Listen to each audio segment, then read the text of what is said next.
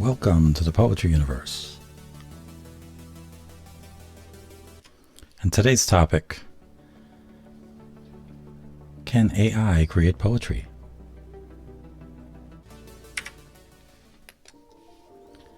Artificial intelligence, today's oxymoron.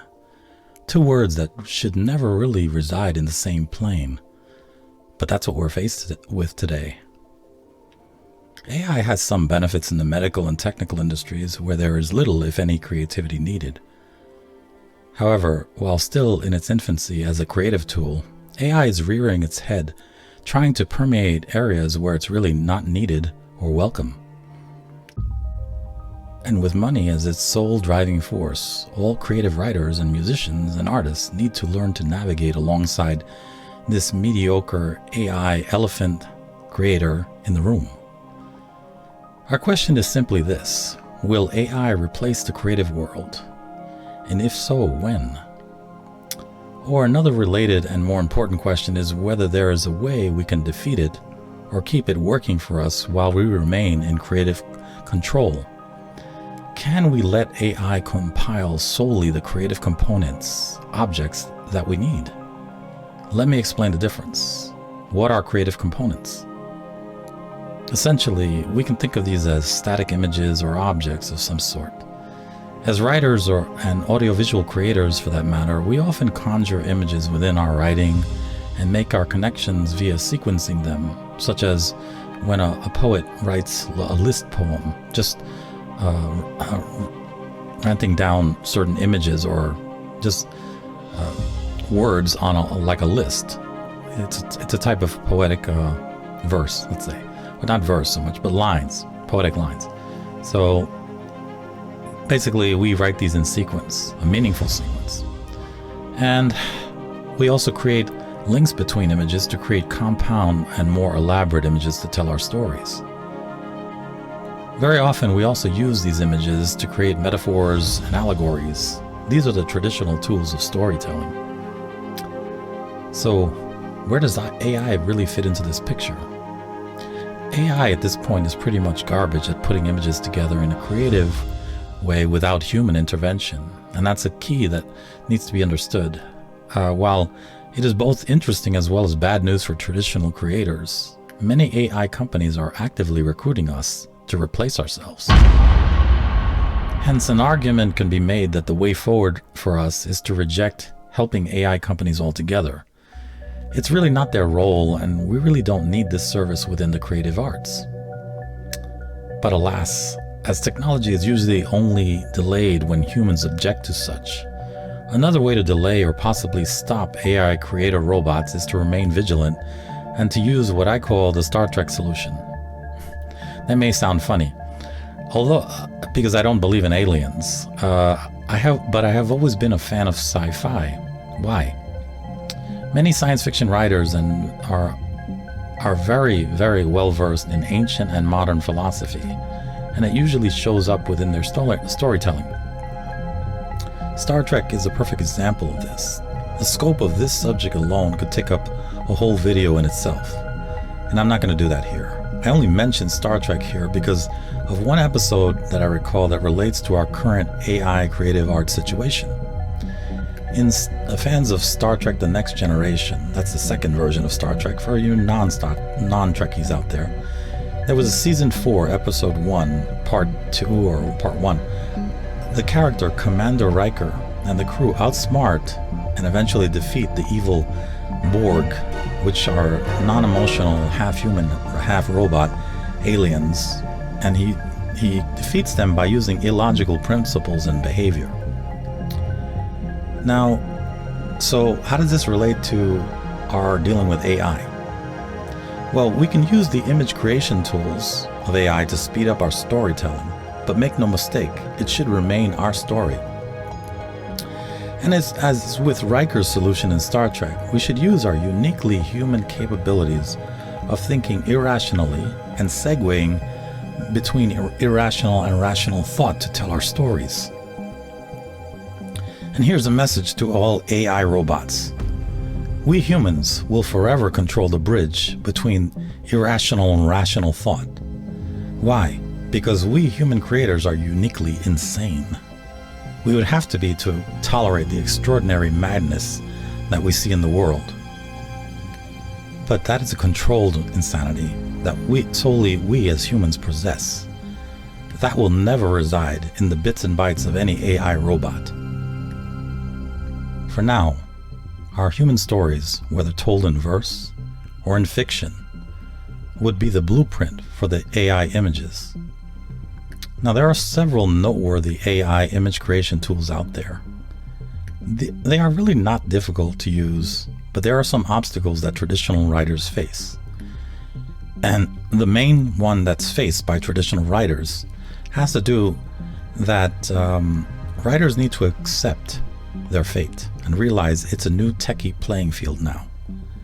I repeat, you must accept your fate.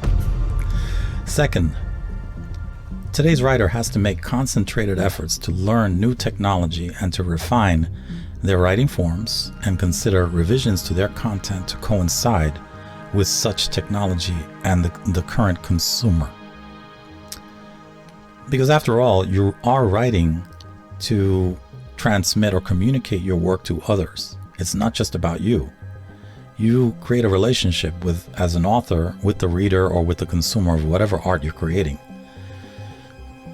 I'll demonstrate the use of how I suggest we use AI in a future visual poem called Dark. But for now, here's a visual poem I created called The Shape of Things to Come To, which ventures into our AI topic for today. I'll explain its title and more after presenting it, so don't go away.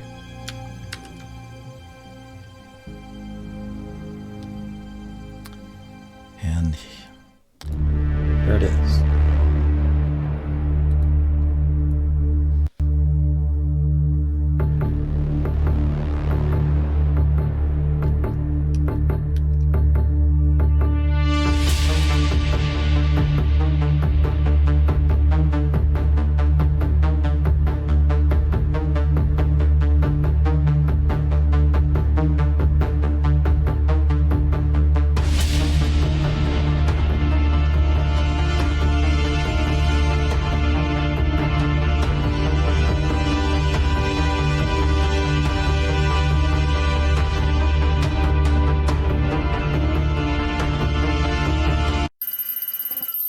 Option explicit.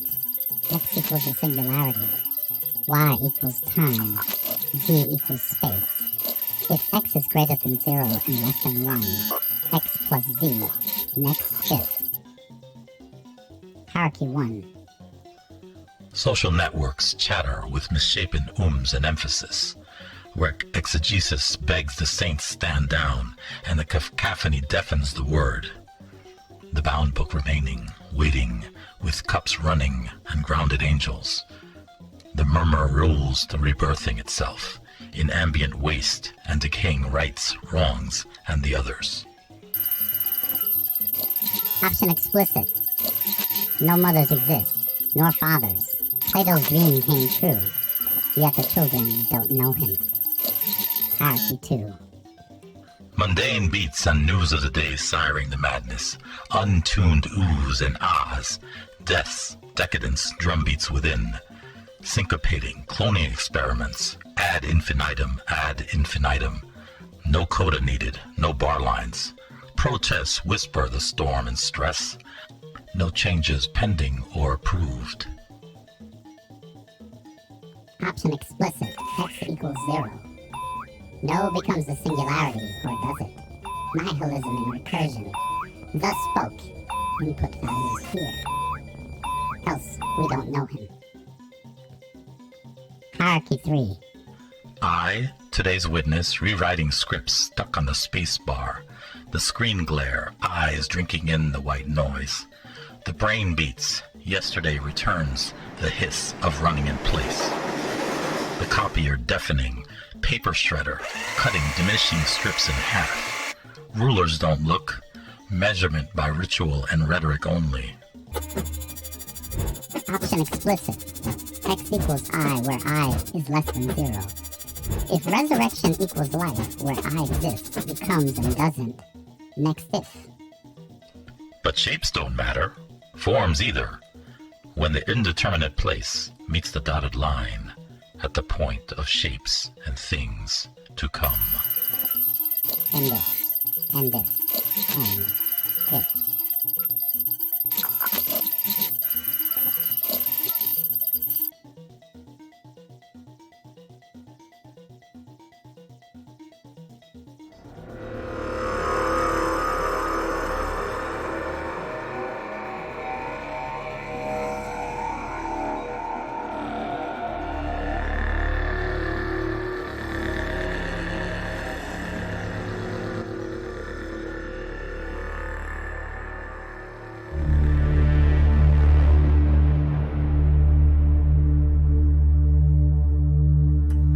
The Shape of Things to Come is part of my collection, The Names We Wear. I'll talk about that in a minute.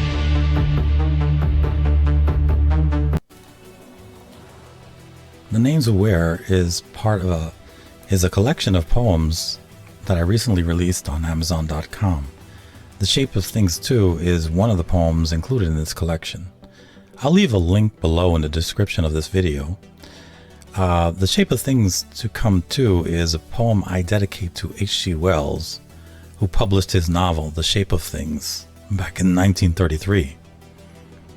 Wells's book was a prophecy of the future after 3 world wars, and it was remarkably on target in some instances. However, what Wells never could have foreseen was the current AI technology boom.